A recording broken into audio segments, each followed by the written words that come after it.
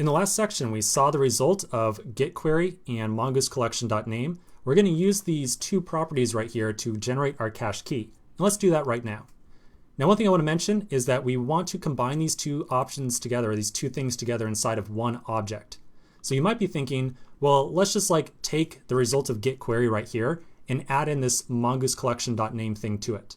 Unfortunately, we can't do that, because if we modify the result of this function call in any way, it will actually modify the underlying function call. And we definitely don't want to do that.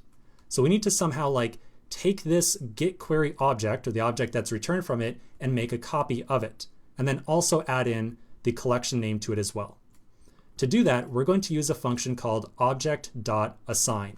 So object.assign, like so. The first argument to this is going to be an empty object. The second is going to be this.getQuery.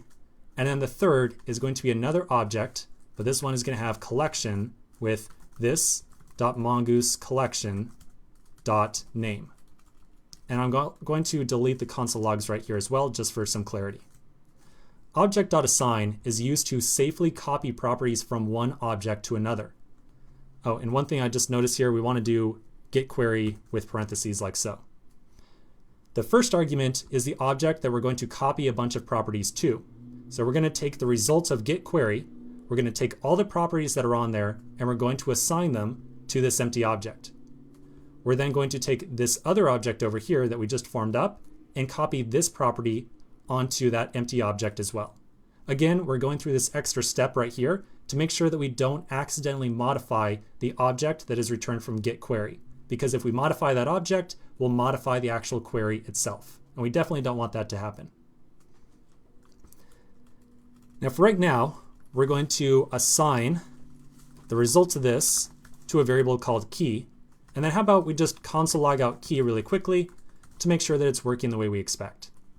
So I'm going to go back over to the application, refresh the page, check my terminal again, and now I can see that I've taken the actual query options and added in the collection property as well.